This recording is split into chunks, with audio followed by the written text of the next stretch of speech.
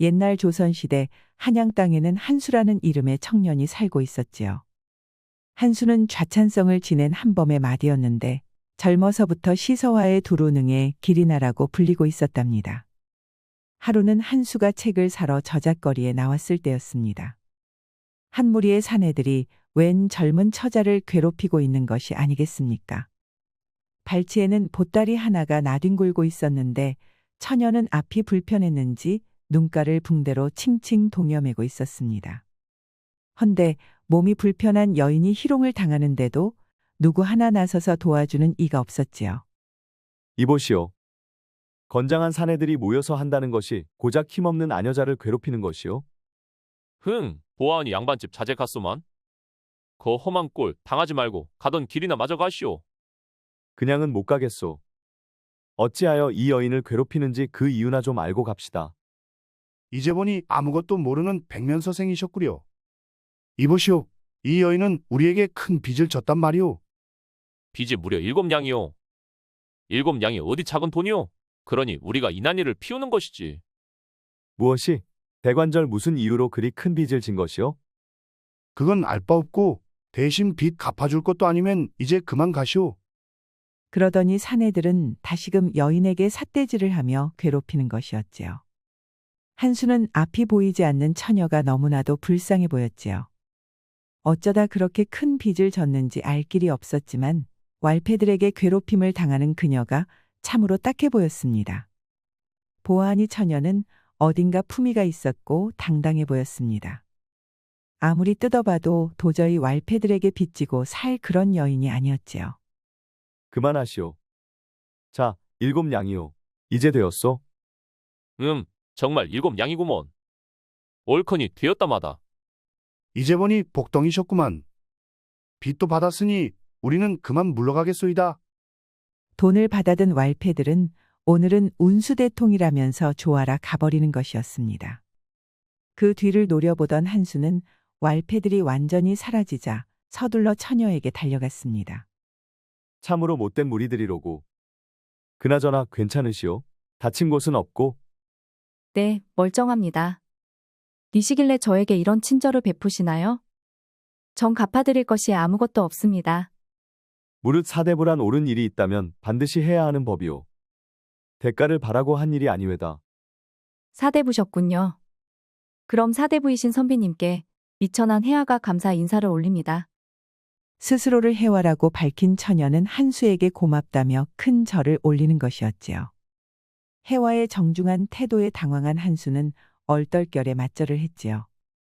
이러지 않으셔도 됩니다. 그런데 집이 어디시오? 내 짐을 들어드리리다. 괜찮습니다. 저 혼자서도 할 수 있습니다. 사내 대장부가 한번 시작한 일은 끝까지 해야 하는 법이오. 자, 앞장서시오. 어서 갑시다. 뻘쭘해진 한수는 보찜을 대신 짊어지고는 해와의 뒤를 따랐습니다. 해와는 지팡이를 짚으면서도 퍽빠른 걸음으로 집으로 향했습니다. 한수는 해와가 지팡이에 익숙해질 때까지 얼마나 많은 고난이 있었을까 하는 생각에 마음이 미어지는 것 같았지요. 생각 같아서는 처녀를 등에 업고 집까지 데려다주고 싶었지만 사대부 체면에 어찌 함부로 여인 몸에 손을 대겠습니까? 해서 마음속으로만 안타까움을 사겨야 했지요. 그렇게 둘은 한참 만에야 도성 밖에 자리한 해와의 집에 다다랐습니다. 해와의 집은 허름한 초가집이었는데 둘이 도착하자 늙은 노인이 나와 맞이하는 것이었습니다. 보아하니 해와는 이 노인과 단 둘이서 사는 것 같았습니다. 우리 손녀를 도와주셔서 감사합니다. 아닙니다. 그럼 저는 가보겠습니다. 한수는 보찜을 툇마루에 올려두고는 다시 책을 사러 갔지요. 그런데 해화야, 저분은 누구시길래 저리도 친절한 것이냐? 모르겠습니다. 처음 보는 분인데 제가 칠수 패거리들에게 붙잡혔을 때부터 도와주셨어요. 할아버지는 왈패인 칠수의 이름이 나오자 얼굴이 일그러졌습니다. 하지만 한수가 나서서 빚까지 갚아줬다는 말에 크게 안심했답니다. 고맙고 또 감사한 분이로구나. 그나저나 참으로 잘생긴 청년이로구. 그 뒤 얼마 후 한수는 그리도 어렵다는 성균관 도깃과 시험을 수석으로 통과하였지요. 내로라 하는 성균관 수재들도 혀를 내두르는 난이도였지만 당당하게 수석을 받았으니 그 실력이 만천하에 입증된 것이었습니다. 이에 돌같은 한범 대감조차 아들의 성취를 기뻐하며 술을 권할 정도였습니다. 아버지가 내린 술을 받아든 한수는 문득 눈먼 처녀 해화의 얼굴이 떠올랐습니다. 앞이 보이지 않음에도 열심히 살아가는 그녀의 태도가 한수의 심금을 울렸던 것입니다. 지팡이의 의지에 한 발 한 발 나아가는 그녀의 모습을 상상하자 어쩐지 가슴 한켠이 애절하게 아려오는 것이었지요. 하지만 도기과를 통과한 이상 이제는 대과가 남아 있었습니다. 이번 과거 시험에는 주상께서 주관하신다고 하니 절대로 준비를 소홀히 할 수 없었지요. 해서 한수는 머리를 한번 흔들고는 오로지 공부에만 집중하기로 다짐하였답니다. 이튿날 아침 조용한 곳에서 공부에 매진하기 위해 한수는 청계산 암자를 향해 길을 나섰습니다. 이제 막 도성 성문을 지나 산길에 들어섰을 때였지요. 아니 그런데 이게 무슨 일이랍니까? 산길 한켠에 바로 그 눈먼 처녀가 쓰러져 있는 것이 아니겠습니까? 대경한 한수는 황급히 해화에게 뛰어갔지요. 이보시오. 정신 차리시오. 어서 정신을 차려보시오. 끌어안고 흔들었지만 해화는 깨어날 줄을 몰랐지요. 이에 한수는 지체 없이 그녀를 업고 의원을 향해 달려갔습니다. 의원은 깜짝 놀랐지만 서둘러 진맥을 보았습니다. 에잉, 쯧쯧, 이건 병이 아니오. 허기가 심해서 쓰러진 것이외다. 잘 먹이면 나을 테니 그런 줄 아시오. 그렇군요. 혹시 다른 데 이상이 있는 것은 아니지요? 없소이다. 다음부턴 의원이 아니라 식당을 찾아 데려가도록 하시오. 한수는 해화를 데리고 의원을 나왔지요. 그리고는 곧장 주막으로 달려갔습니다. 주모, 여기 뜨끈한 국밥 하나 말아주시오. 빨리요. 허나 해화는 수저를 들 힘조차 없었지요. 하는 수 없이 한수가 대신 수저를 들고 해화의 입에 국밥 떠먹여줬답니다. 몇 술 받아먹은 해화는 그제야 정신을 차렸습니다. 정신이 좀 드시오. 여기가 대체 어딘가요? 한성 근처 주막이오. 급하게 식사를 할 곳이 여기밖에 없어 데려왔다오. 도령께서 절 구해주신 거로군요. 또 신세를 졌습니다. 별거 아니외다. 그보다 국밥이나 마저 드시오. 자, 어서. 한수는 거듭 해화의 입에 국밥을 떠먹였지요. 부끄러워하면서 받아먹는 해화를 보니 한수의 입꼬리가 간질간질해지는 것이 절로 웃음이 나왔습니다. 그러고 보니 이렇게 해화를 가까이 본 것이 처음이었지요.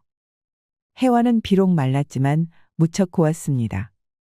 양반집 교수라고 해도 믿을 정도로 얼굴에는 기품이 있었고 이목구비가 오똑한 것이 그림으로 그린 듯 했지요. 그런 해화를 바라보던 한수는 어느새 가슴이 콩닥콩닥 뛰고 있었지요. 평생 처음 느껴본 설레임에 한수는 어쩔 줄 몰랐답니다. 지금은 단지 마냥 해화의 얼굴을 바라보고만 싶었지요. 그때 해화가 한수의 눈초리를 느꼈는지 고개를 들었습니다.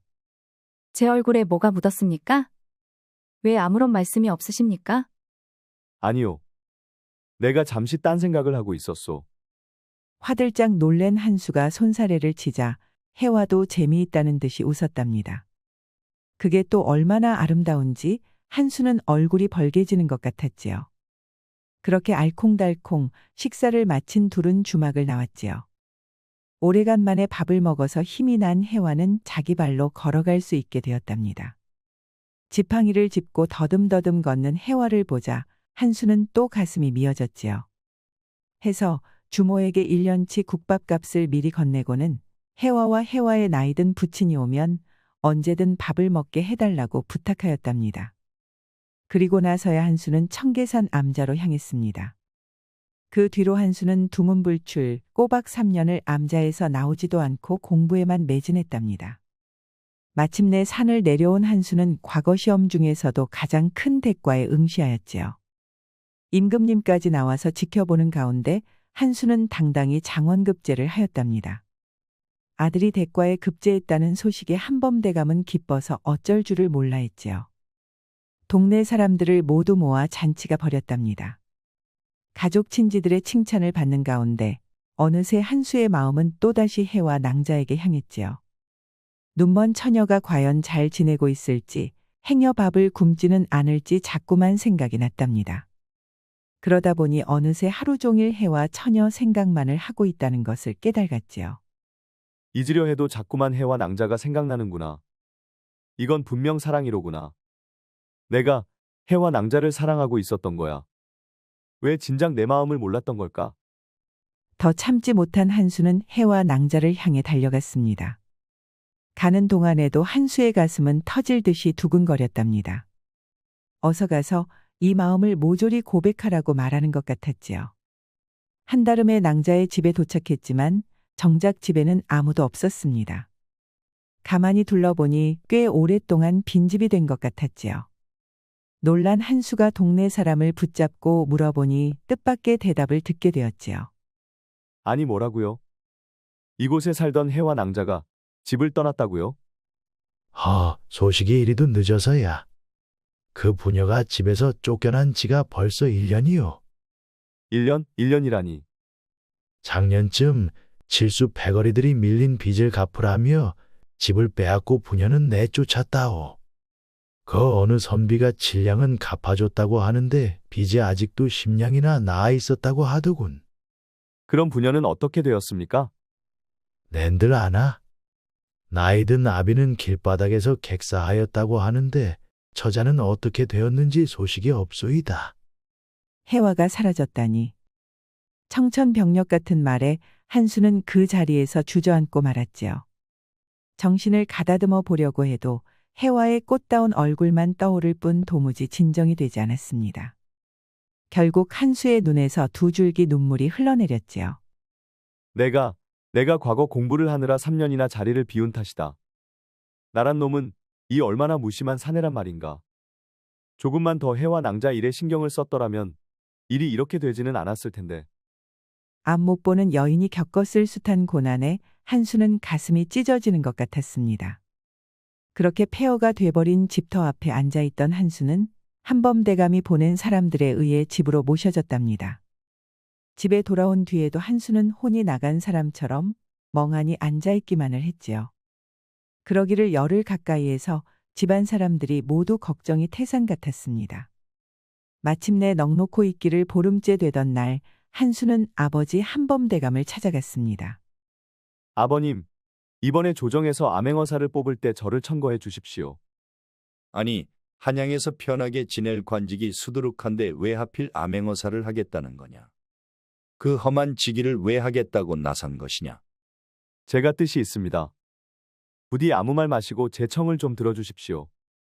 내가 무슨 연유로 그러는지는 모르겠으나 산성장처럼 지내는 꼴을 보느니 차라리 그게 낫겠다는 생각이 든다. 알겠다. 내 주상께 청을 드려보마. 한범대감은 아들이 고데기로 소문난 암행어사를 하겠다는 말에 걱정했지만 하는 수 없이 들어주고 말았지요. 그리하여 한수는 주상의 교지를 받고 암행어사가 되었지요.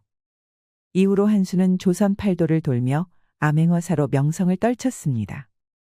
부패한 관리, 백성을 괴롭히는 벼슬아치들은 모조리 암행어사 한수의 손에 큰 벌을 받았답니다. 그러다 보니 어느새 한수가 나타났다는 소문만으로도 탐관오리들은 벌벌 떨었답니다. 허나 정작 한수는 조선 어디서도 해와의 소문을 찾을 수 없었지요. 그래도 한수는 눈먼 처녀의 행방을 수소문하기를 결코 멈추지 않았답니다. 그러던 어느 날 한수가 부패한 사또가 있다는 소식을 듣고 원주로 향했을 때였습니다. 한수는 고을 이곳저곳을 기웃거리며 수사를 하고 있었지요. 마침 오늘이 사또의 생일이라 관아에서 성대하게 잔치가 열릴 예정이었습니다. 한수가 지켜보니 산더미 같은 고기의 술에 듣도 보도 못한 귀한 음식들이 줄줄이 관아로 들어가는 것이었습니다. 그뿐입니까? 이번에는 화려하게 꽃단장을 한 기생들이 속속 관아에 모여드는 것이 아니겠습니까? 그 화려함에 백성들이 잔치 준비를 하느라 얼마나 고통을 겪었을지 뻔히 보일 정도였지요. 얼마 지나지 않아 화려한 가마들이 관아로 모여드는 것이 아니겠습니까? 필시 주변 권력자들이 모두 사또의 생일을 맞아 나타난 것이었습니다. 한수는 혀를 끌끌 찼습니다. 고을 수령이라는 작자가 백성을 돌볼 생각은 안 하고 잔치 벌일 궁리만 하였구나. 한편 잔치 수발을 들 안악들이 관아 뒤로 모여들고 있었지요. 이들은 음식을 만들고 술상을 차리고 관아 안팎을 쓸고 닦을 인원들이었습니다. 그런데 그 중에 웬 눈가리개를 한 여인이 섞여 있는 것이 아니겠습니까? 한수는 눈이 번쩍 뜨이는 것 같았지요. 그런데 옆에 우락부락한 안악이 일에 방해된다며 눈가리개를 한 여인을 팍 밀치는 것이었지요. 여인은 힘이 없는지 저만치 나가 떨어졌답니다. 한수는 가슴이 찢어지는 것 같았지요. 얼른 뛰어가서 쓰러진 여인을 부축하는데 아니 이게 무슨 일이랍니까? 이 눈먼 여인이야말로 바로 꿈에 그리던 해와 낭자였던 것입니다. 서둘러 해와를 부축하는데 세상에 몸무게가 깃털처럼 가벼운 것이 아니겠습니까? 얼마나 고생을 했을지 생각하려니 눈물이 앞을 가렸지요. 해서 한수는 해와를 끌어안고 엉엉 울고 말았지요. 한수는 가슴이 너무 아팠지만 또 한편으로는 살아준 해와가 너무나도 고마웠답니다. 그렇게 실컷 울었는데 해와는 천천히 손을 들어 한수의 뺨에 대었지요. 누구신지 기억이 납니다. 전에 절 도와준 선비님 아니십니까? 고생 많았소. 내가 낭자를 얼마나 찾았는지 아시오? 사실 해와는 얼떨떨했답니다. 한수에게 도움을 받아 고마운 기억은 있습니다만 도대체 왜 자기를 찾았는지는 알 수가 없었지요. 그래도 자기를 끌어안고 우는 한수를 보니 반갑기 그지없었답니다. 선비님께서 절 어쩐 일로 찾으시는지는 모르나 저는 오늘 할 일이 있습니다.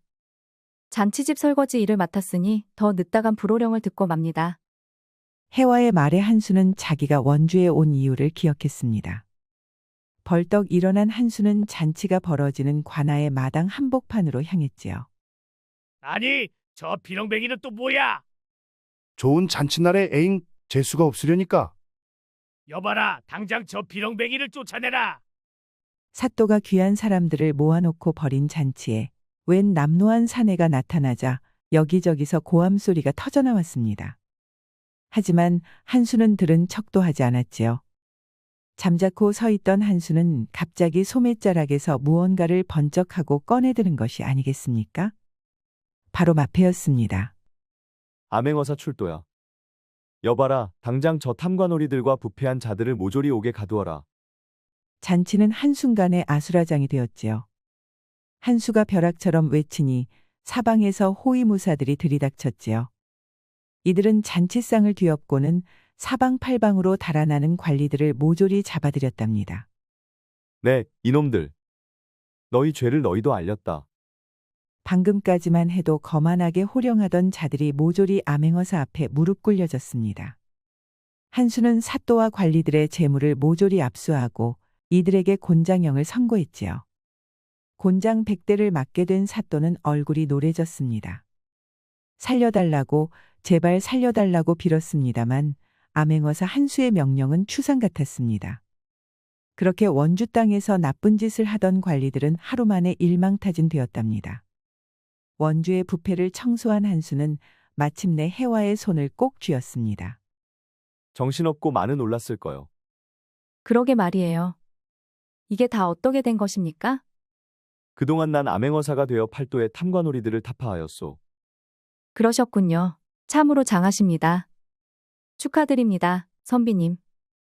아니요, 이 말을 하려던 게 아니오. 사실 나는 그동안 해와 낭자에게 하고 싶은 말이 있었소. 그것이 무엇입니까? 막상 말하려고 하니 현수는 몸이 덜덜 떨렸습니다. 탐관오리들을 잡을 때보다 1000배는 더 용기를 내서 말했지요. 사실 해와 낭자를 처음 보았을 때부터 나는 그대를 사모하였소. 그간 내 마음을 전하지 못했지만 이번에는 분명히 말하고 싶소. 나와 혼인해 주시오. 해와는 깜짝 놀랐지요. 갑자기 혼인이라니요. 하지만 다른 한편으로는 가슴이 콩닥콩닥 뛰었답니다. 사실 해와도 첫 만남부터 한수에게 마음이 갔었으니까요. 하지만 눈멀고 가난한 자기 사정에 어찌 한수 같은 사람과 맺어질 수 있을까요? 그런 생각에 차마 입이 떨어지지 않았던 것입니다. 그래도 힘들고 어려울 때마다 한수의 친절을 떠올리며 버텨오고 있었지요. 그런 한수가 나타나 혼례를 치르자고 하니 혜화는 정신이 나갈 지경이었답니다. 저는 앞도 보지 못하고 가문도 미천한 여자이옵니다. 어찌 감히 선비님의 배필이 되겠습니까? 아니요.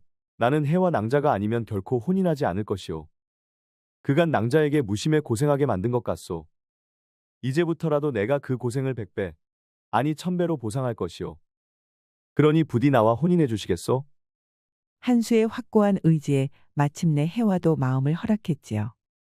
둘은 기쁨에 겨워 뜨겁게 포옹했답니다. 그렇게 한수는 암행어사의 업무를 마치고 조정으로 돌아왔답니다.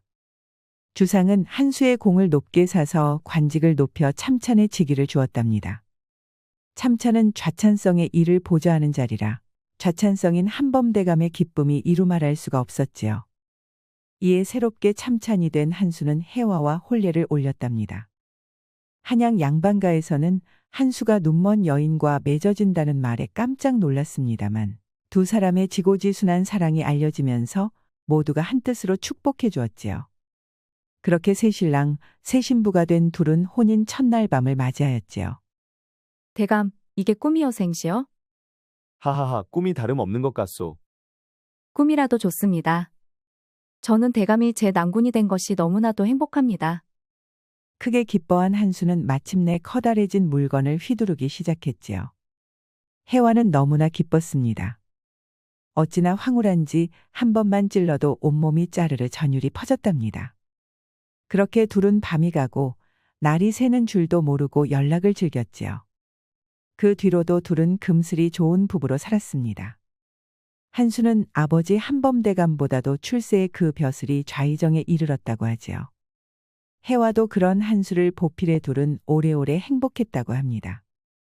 고진감래라는 말이 있듯 고생 끝에 복이 온다고 하죠. 호라비를 모시고 오랫동안 고생하던 혜화는 참고 견딘 끝에 마침내 행복해질 수 있었습니다. 한수 또한 좌절 속에서도 포기하지 않은 끝에 예쁘고 참한 여인을 아내로 맞이하게 되었지요. 우리도 이들의 덕을 본받아 인내의 미덕을 배울 수 있도록 노력해야겠습니다.